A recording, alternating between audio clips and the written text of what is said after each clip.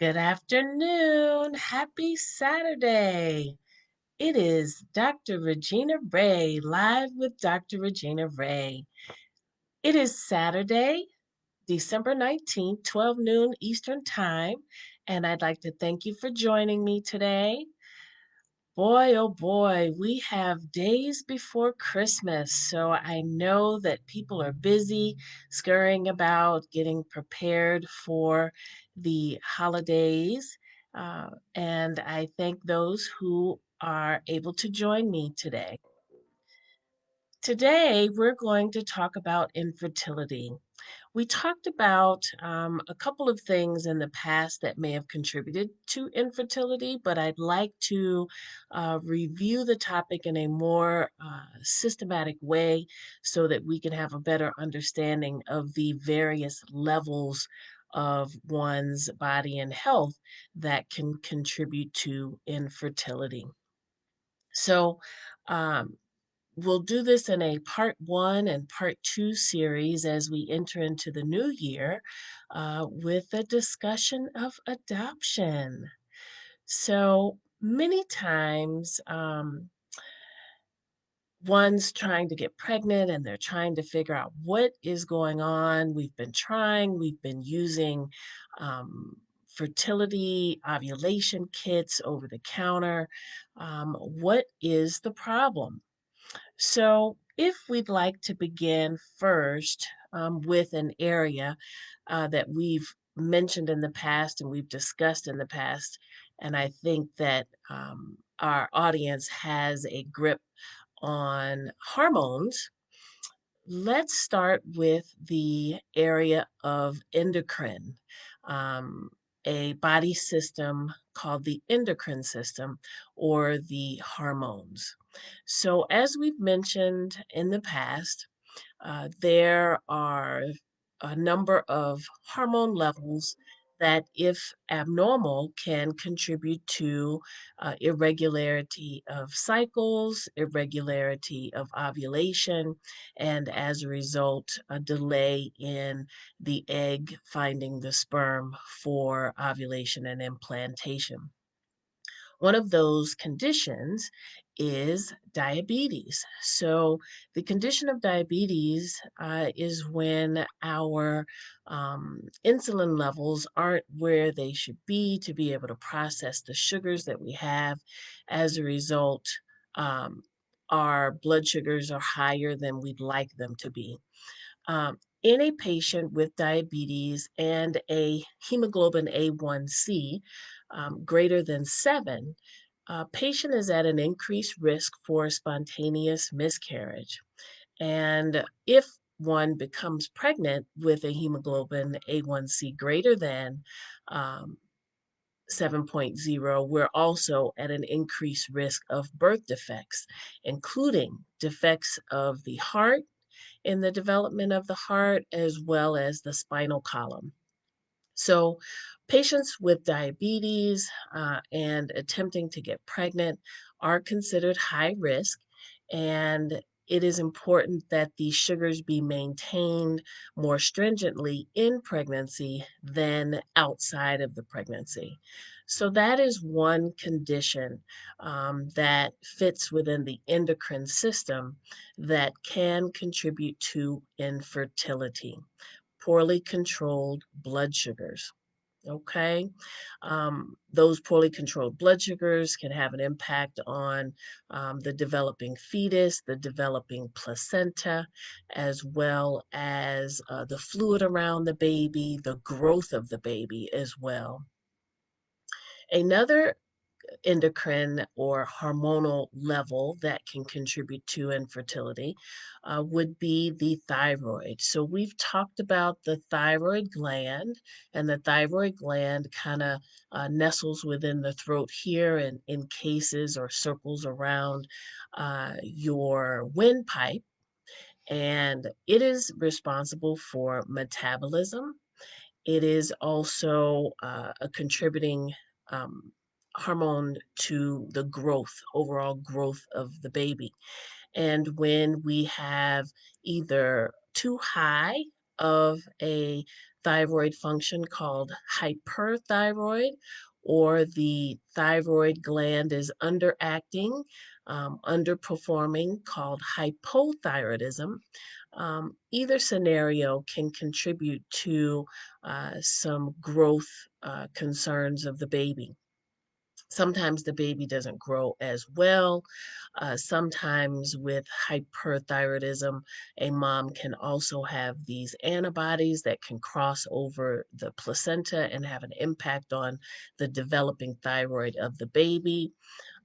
With underactive thyroid function, we can have irregular cycles and unpredictable cycles that can also then contribute to a delay in the sperm finding the egg, and therefore a delay in becoming pregnant.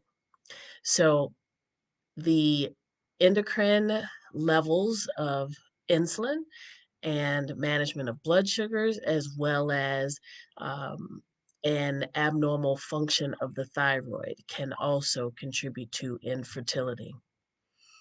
Another condition that we've broached in the past is prolactin. So, prolactin is a hormone that is made in the body, and its job is to help with milk production. We would not expect to see an elevated prolactin level, prolactin. We would not expect to see an elevated prolactin level in a patient who's not pregnant or who is not breastfeeding. And if in part of the workup for infertility, we find an elevated prolactin level, that could be an indication of a potential pituitary gland tumor. And that can be an explanation of why we have elevated prolactin levels outside of the two scenarios I mentioned. When prolactin levels are high, it causes our cycles to space out. When prolactin levels are high, when a mom is breastfeeding, that is what causes the cycle to be suppressed because ovarian function is suppressed. And that's why breastfeeding moms seldom have a period while they are breastfeeding. So, certainly an elevated prolactin level can certainly contribute to a delay of onset of cycles and ovulation, which then in turn contributes to a delay of fertility. Those are the main hormone levels that we like to evaluate in a workup for infertility. And we are now going to head towards anatomy. So, with anatomy, you have to think about anatomy in an organized way. We first have the entry to the vagina. So, anything that impedes or prevents entry into the vagina can contribute to fertility. And believe it or not, you have some patients who are born with an imperfect hymen. So that means the hymenal ring um, is preventing blood from coming down and being expressed when a patient begins their cycle. And so anything that's going on with the vagina, if it's not allowing for appropriate penetration um, to allow sperm to find its way to the uterus, then um, that can be a contributing factor to infertility. I have my little one who's joined me today, um, and we're going to try to direct her back to Daddy so that we can finish up this presentation.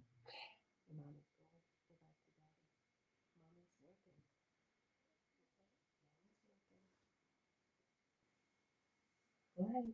Thank you. Go ahead. Okay. Thank you so much. And thank you, Kendra. Thank you, Ashley, for joining. Happy holidays. Merry Christmas. All right. So, in the development of the vagina, sometimes we can develop vaginal septa. So, when we talk about the septum of the uterus, that we'll cover in just a few minutes, and we've kind of broached that in the past, um, you can have a septum of the vagina, kind of dividing the vagina into two compartments. And certainly, if that impedes appropriate penetration, that can give a problem with pain with intimacy, and that may need to be corrected surgically. So we want to make sure that the penis can get into the vagina and do its job in producing sperm so that it can find the egg. Um, as we move on, as you imagine with the anatomy, what's in the back of the vagina? You have the cervix. And a condition of the cervix that can prevent pregnancy could be outright cervical cancer. You can have had a procedure of the cervix, and as part of the healing of that procedure, it's scarred over the opening of the cervix, and as a result, sperm can't get through because the opening of the cervix is scarred. So sometimes that has to be corrected surgically. Um, and sometimes, with the anatomy, sometimes patients will have two cervices, and that means two cervixes or two cervices in the back of the vagina. And that leads us to what we call Müllerian anomalies, the development of the uterus and the abnormalities that can come about during that development. And so, as we think about the uterus itself, we often will describe the uterus and the cervix separately. However, the cervix sits at the base of the uterus. They are connected in a muscular fashion. And with the development of the uterus, sometimes with the development, things don't regress as they should. So the uterus, believe it or not, comes initially in two different compartments, and then the middle part of the uterus is supposed to regress so that you are left with a cavity that is round shaped and not in two um, individual compartments. But sometimes that doesn't happen.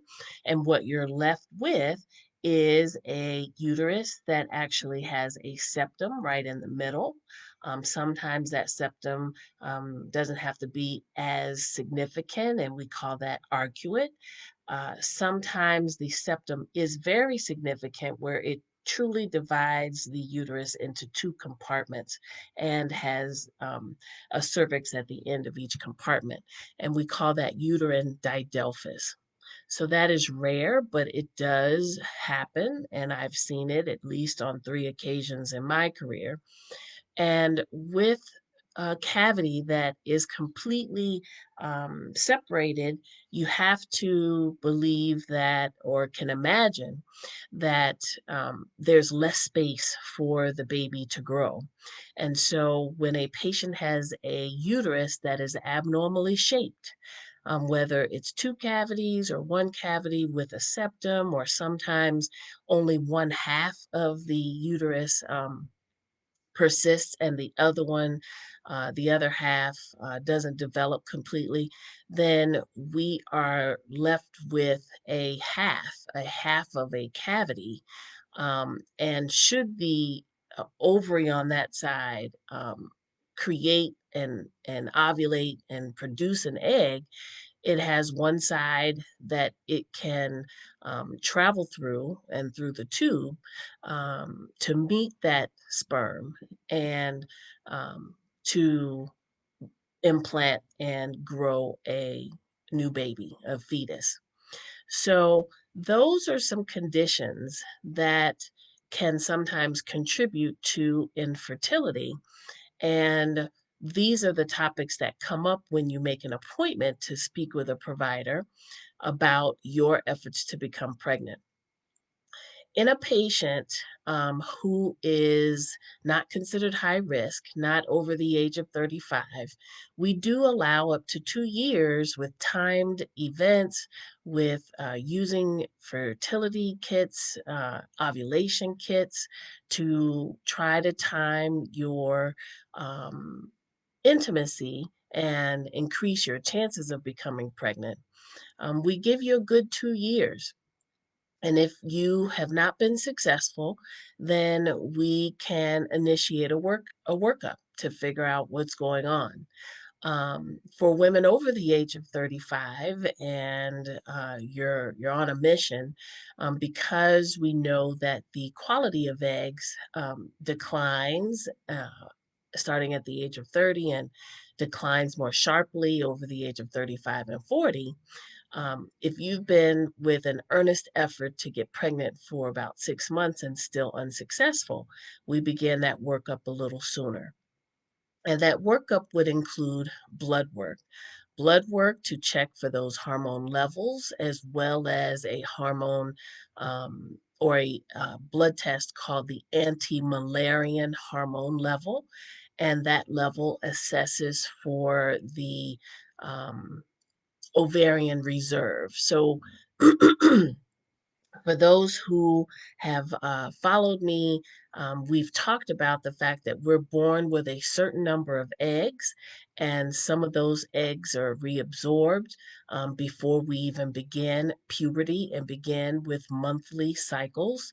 And there's a dominant follicle, an ovarian cyst that houses that egg that jumps ahead in growth each month, and it may come from the right ovary, it may come from the left ovary, but there are dominant ovarian cysts. We call them dominant because they jump ahead in growth, they house the egg. When ovulation occurs, that dominant follicle ruptures and it releases the egg, and um, there is a 3-day window for sperm to find that egg for fertilization. Um, the anti-Müllerian hormone level is a blood test to assess for ovarian reserve. How many of these follicular cysts do we have? Now, it doesn't give us a numerical value of how many um, follicles we do have, but it gives us an idea that if a reproductive specialist needed to consider stronger meds to try to recruit those eggs for fertilization, would we get a fairly good ovarian response to that effort? And so, as part of the initial workup of infertility, we do check for hemoglobin A1C. We do check sometimes insulin levels. We do check for thyroid stimulating hormone level, TSH. We do check ovarian function levels, FSH, follicle stimulating hormone, and LH, luteinizing hormone. We also will check for, we've mentioned the thyroid, TSH, which checking for thyroid levels there. We may also check kidney function, liver function. Maybe there's some underlying medical conditions that may be having an impact. And then we also check for the AMH, anti-Müllerian hormone level. Um, in addition, we will check for um, your anatomy. The way we evaluate the anatomy is to order a pelvic ultrasound. And that ultrasound is done in a two-step process where we have you to come in with a full bladder. We put gel on your belly to look at the uterus, and then we have you to empty your bladder to look more closely at the uterus as well as the ovaries. Those items coming together will give us some information, okay? And it will let us know initially, do we have anything going on with the uterus? Is the uterus appearing irregularly shaped? Are there fibroids? So we've talked about fibroids in the past that can take the space within the uterine cavity um, that a pregnancy would normally need to grow. So is the uterus irregularly shaped? Are there fibroids in place? Are there uterine polyps or questionable lesions within the uterine cavity that may be there and preventing an opportunity for implantation? Um, that is part of the initial workup. And if labs are completely normal, blood tests are completely normal, the uterine cavity and the shape of the uterus also appear to be normal, then the next step would be to evaluate the tubes and to evaluate the male. Hello, Kimberlyn. Thank you so much for joining. Because we've actually gotten through those first three areas pretty quickly, I'm going to pause for a moment to answer any questions, and we actually may be able to proceed with the other areas that are included in a workup. But right now, I've discussed the initial testing that is performed when a patient is having difficulty getting pregnant. Are there any questions from the audience regarding what we've discussed so far? Any questions from the audience? We are talking today about infertility, and if you're just joining, I am Dr. Regina Ray, board certified OBGYN, your national speaker, and your women's health expert, discussing infertility today. Any questions from the audience on what we've discussed so far? Okay. No questions. So, if that initial workup of the hormones, hormonal levels, the endocrine system, we've done a physical exam, and the vagina seems patent. The cervix actually appears normal and is functioning appropriately. And we've done an ultrasound, and the ultrasound suggests that we have normal anatomy. Then the next step would be to evaluate the tubes to make sure that the tubes are open. So, as you know, we have the uterus that's shaped here, and oftentimes we have a picture where the tubes come off of the uterus and then the ovaries are sitting on the side. The ovaries actually are suspended by two ligaments, a ligament that connects it to the uterus, and then another ligament that connects it to the side wall. And as the egg is released, the egg travels down the fallopian tube. Well, if the fallopian tube isn't working or it's blocked, then the ovary is able to do its job. The uterus is able to get the egg there if it can make it, but the bridge is out. So we consider the tubes to be the bridge connecting the egg to the uterus. And if the tubes are not working, or the tubes are blocked, or the tubes are absent, then that can be a contributing factor to infertility. And the way we evaluate the tubes is a procedure called a an HSG, hysterosalpingogram. So it is a special real-time ultrasound um, that is performed by radiology, and we first we'll place you in stirrups. We place the speculum that we've talked about. We feed a tiny little catheter in through the cervical canal, and we distend a small little bubble at the end to secure that catheter. And then, real time, we will slowly advance radio opaque dye. So that means that dye that we can see by the X-ray as it fills the cavity. And it is a real-time picture. So as we are advancing the dye, the radiologist is taking a picture. Picture, picture, picture. We're taking a picture as the dye is filling the cavity and going through the tubes.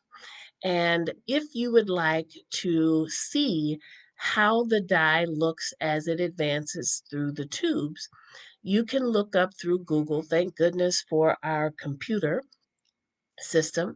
And you can Google the term HSG, hysterosalpingogram, and click the button image underneath. It will show you how the dye appears as it's going through the tube. It looks like smoke. It looks like the smoke that, expert smokers do, and they are able to create those rings, and you see the small billowing of the smoke. That is exactly how the dye looks as it's going out through the tubes, and then it's becoming part of the pelvis. So definitely if we get a plume of dye that gets through the tube, then that means that that tube is open.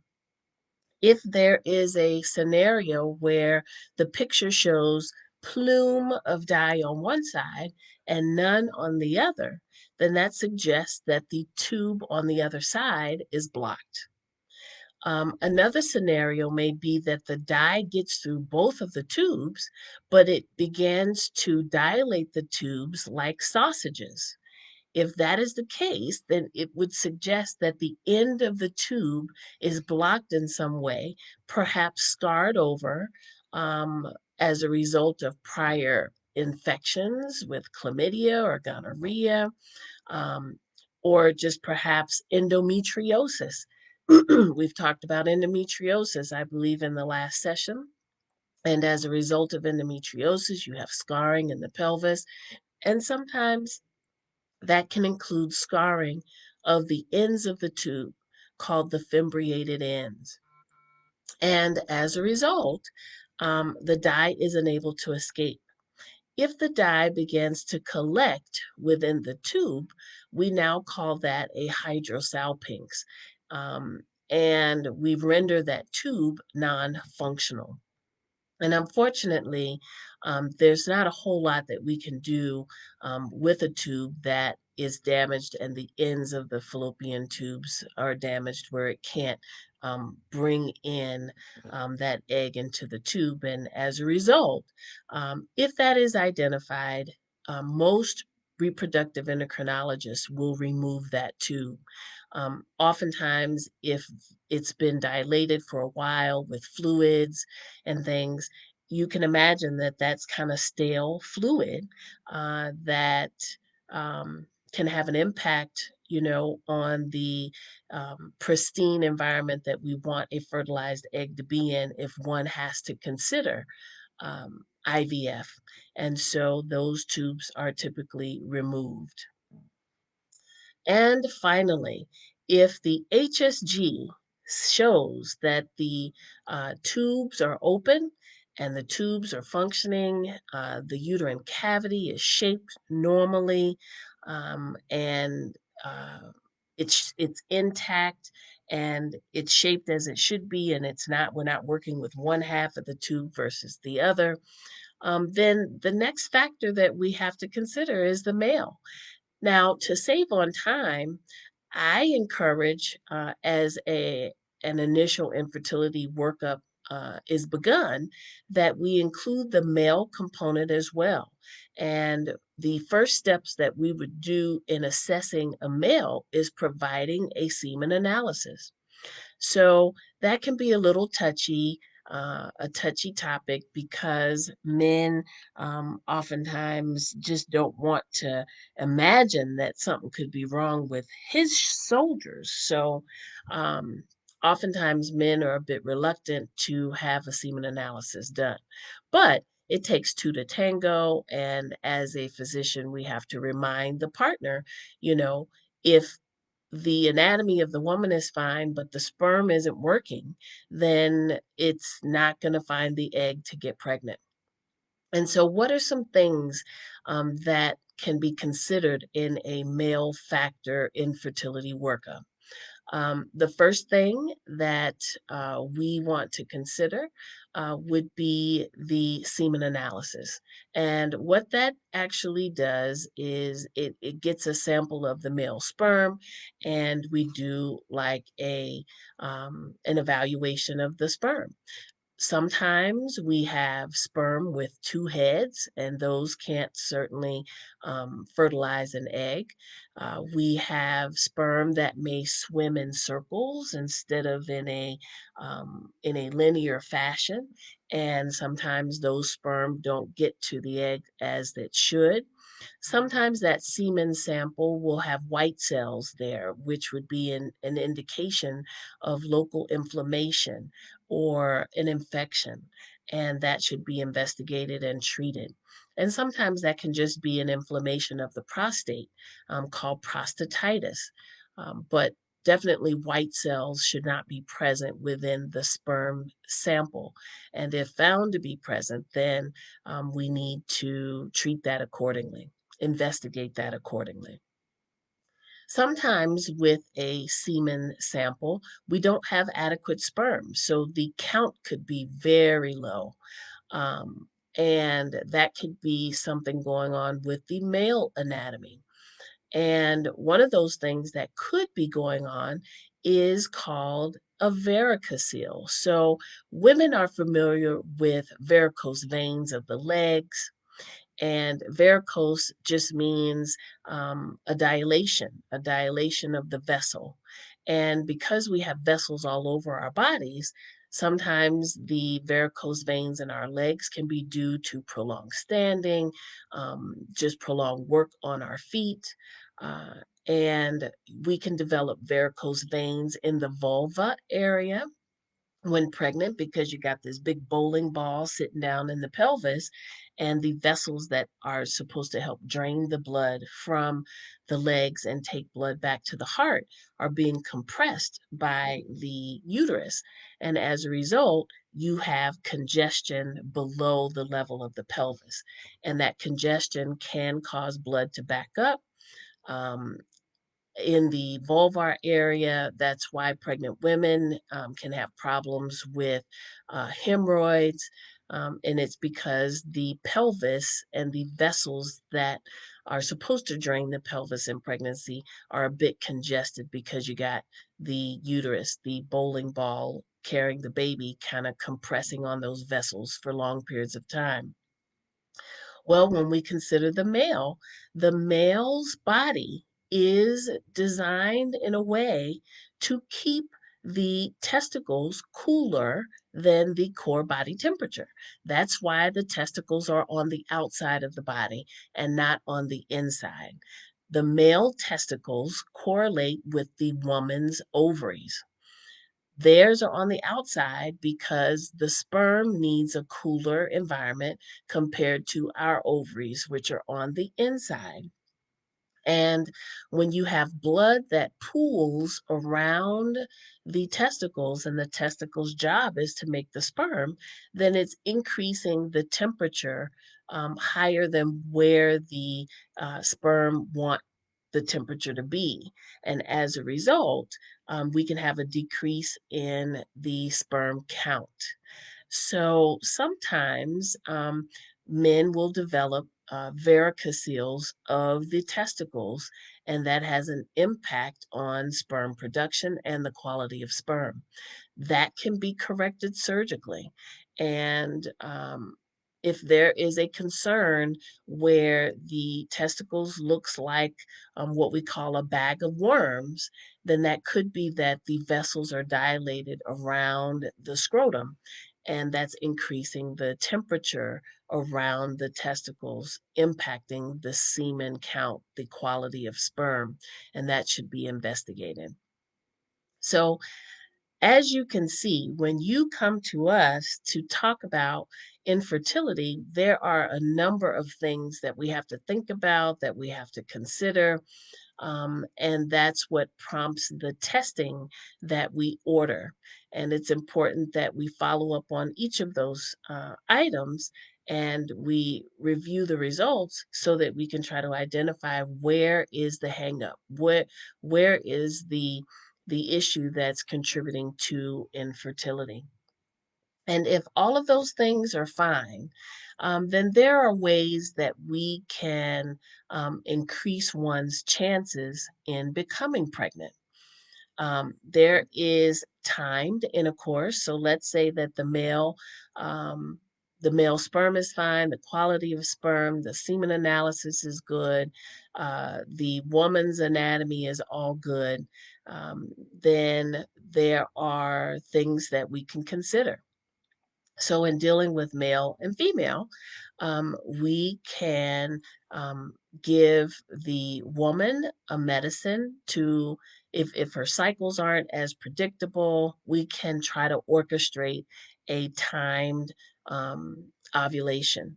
And that includes the use of medicines like Clomid, like Femera, and a trigger shot called HCG or Avadril. And with the use of those combined meds, we can stimulate, um, bring about ovulation, and release of the egg. And once that egg is released, how much time do we have? That sperm has 72 hours, has 3 days to find the egg for appropriate fertilization. And if there is no period by day 35 of one's cycle, then we encourage that you take a pregnancy test. We consider day 1 as the first day of full flow. And remember, if patients have a period that occurs every 28 to 30 days, then they will likely ovulate around day 14 or day 15. In patients who have PCOS that we've talked about, that brings about irregular cycles, the point of ovulation is less predictable. And so these medicines are helpful in helping to orchestrate a timely and predictable cycle.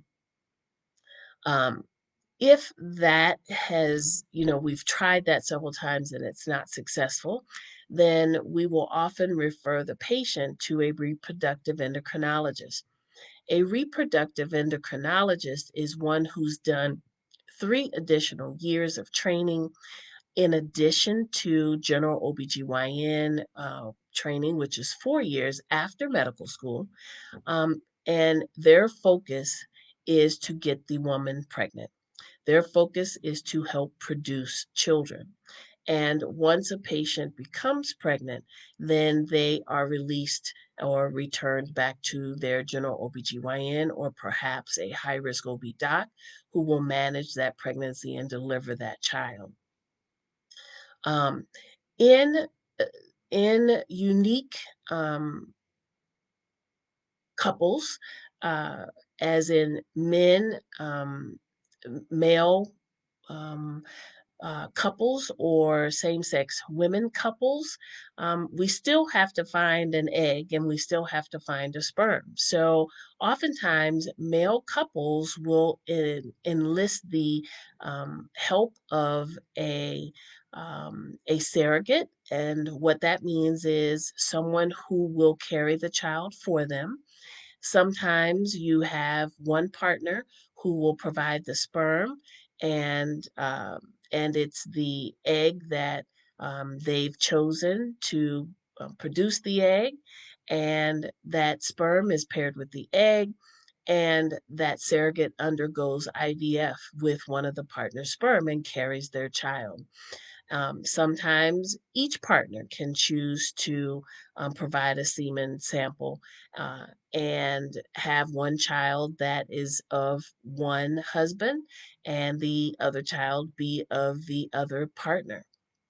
So, surrogacy is a way of getting around how same sex couples are able to have a child. in a same-sex woman's couple, you may have one partner who chooses to carry the baby, and the couple together will identify a sperm donor who will be paired up with the egg of one of the partners, and they carry the fertilized egg. So, interestingly enough, you can have one partner to provide this egg. They've the couple have the desired correction. The couple has made a decision on who the sperm donor will be, and once fertilization occurs through IVF, then that fertilized egg is implanted in the other couple, so or in the other wife. So it's possible that the wife carrying the fertilized egg can carry and it be the egg of her wife paired with the sperm that they've chosen, and then the second wife, becomes the carrier of the pregnancy.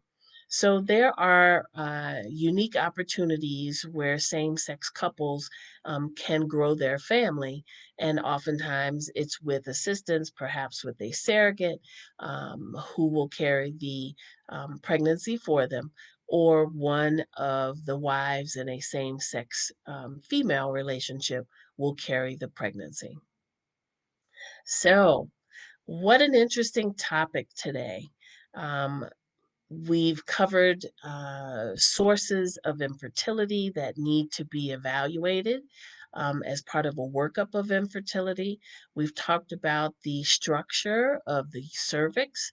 We've talked about the structure of the vagina, the cervix, and now into the uterus and the tubes, all which are levels in which can contribute to infertility.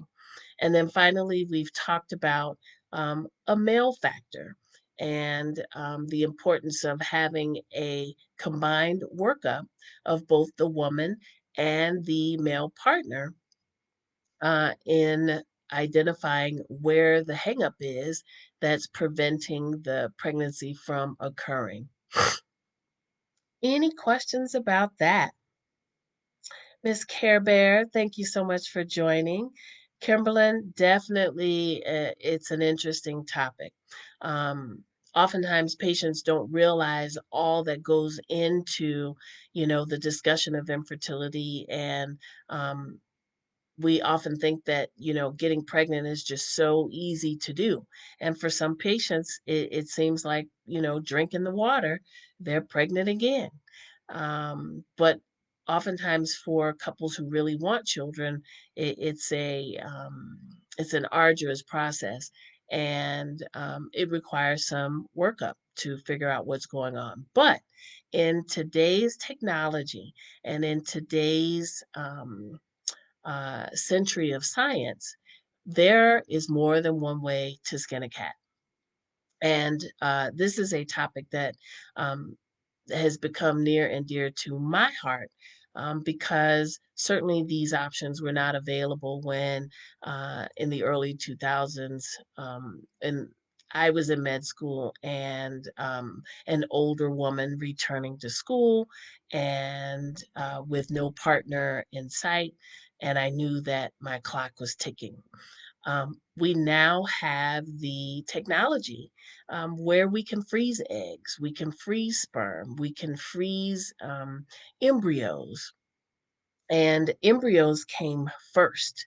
Um, Kimberlyn says, yes, for some couples it is hard. Got to get this information. I totally agree. Um, but we now have an opportunity to extend our window of getting pregnant. And we can do that by retrieving eggs and freezing them. In the early 2000s, and I was in med school from 2000 to 2004, we had the technology to freeze embryos, but not eggs. We had the technology to freeze sperm alone, but the egg itself would not survive thaw to be functional to then be paired with a sperm, create an embryo, and then implant. So, um, in the early 2000s, we had the ability to freeze embryos, but remember, an embryo is an egg and sperm that have fertilized, and now we freeze that embryo in time to be used later. And the ability to freeze eggs and eggs survive thaw to then be paired with sperm did not exist. So for me, if I had chosen to consider that, then it would have forced me to have to choose a sperm, choose a father of that egg, and then freeze. And then that brings in potential ethical decisions that have to be made should I have married later in life, and then I have a partner who wants their own sperm, um, fertilizing my eggs, and they could potentially reject the embryos that are frozen. It depends on how one looks at the situation. Um, we can consider those embryos as children, or we could consider those embryos as children once the heartbeat is present. But certainly, in my specific situation, I did not want to have to um, make such decisions, especially if the whole point of uh, saving the embryos for future fertilization is the desire to have children. So we just had to pray about it and hope for the best scenario once my prince found me and we move forward with planning a family. So the ability to be able to freeze eggs, retrieve and freeze eggs is a wonderful marvel and an advancement in science to be able to do that. And in my opinion, it extends our window of the ability to have a family without the stress of running out of time. I'm running out of time. I'm pressed. I got to find somebody who can contribute sperm. And you know, having children is not a decision that one can make lightly. And certainly, whoever the participant is, you're connected to that person for life. So we don't want to make and don't want to have to feel like we have to make rash decisions just in order to grow our family. So definitely, as I encounter middle-aged women, they're into their careers, they're trying to establish their careers, but they do want children at some point. I encourage them to seek assistance from a reproductive endocrinologist, freeze those eggs, and then the average cost of maintenance of those frozen eggs could be $500 a year. Can you believe that? Just to freeze the eggs and maintain the appropriate temperature and all of that can be as little as $500 a year. Oftentimes we eat that. We eat that with fast foods and high living, that we can eat that in a month. So to be able to extend your ability and your timeline for having children, I would encourage that you follow up with a reproductive endocrinologist. The procedure itself for retrieval is not as inexpensive. It can be expensive, but it depends on how much you desire to grow your family or extend an opportunity to grow your family. I am happy to say that um, in our practice, I can recall at least 2 to 3 women who may have frozen their eggs earlier in life at 36, 37. They don't get married until they're in their early 40s, and now you're ready to have children. Um, you can then thaw your eggs, pair them with your new husband, and implant that embryo into your body and carry the pregnancy. And the nice thing about that is we're getting pregnant at 42 off of eggs that are 36 years young, with less of a potential risk of a genetic abnormality. Um, and we have not had to rush into a situation to choose a sperm donor to make that connection. So definitely freezing eggs and saving them for later extends your window to have a family. So in case folks didn't know about that, that is certainly an option. And if right now you are not in a serious relationship where you're considering children, but yet you're 36, you're 37, and you feel the pressure of time running out to be able to have a family, um, fear no more. There is an opportunity to freeze your eggs that takes the stress off of the situation, and extends your window of fertility. So, if that is a concern for you, definitely reach out to your OBGYN and request a referral to an REI, a reproductive endocrinologist, who can assist you with doing that. Okay, so we have talked for almost an hour. It seems it's just amazing how we get on a topic and you look up and an hour has almost gone by. I don't want to take up any more of your time today, but I did want to cover infertility, as we are having children later in life. We are working on careers and we want to have that, you know, quote unquote perfect scenario to be able to raise children. I wanted people to be aware of the workup of infertility, the various steps and stages that we investigate, and what's involved with that workup, including blood work, ultrasound, and other imaging, as well as considering a male factor in fertility. And once we've identified what the concern is, how that concern can be addressed, and the benefits of having access to a reproductive endocrinologist who can assist with getting pregnant.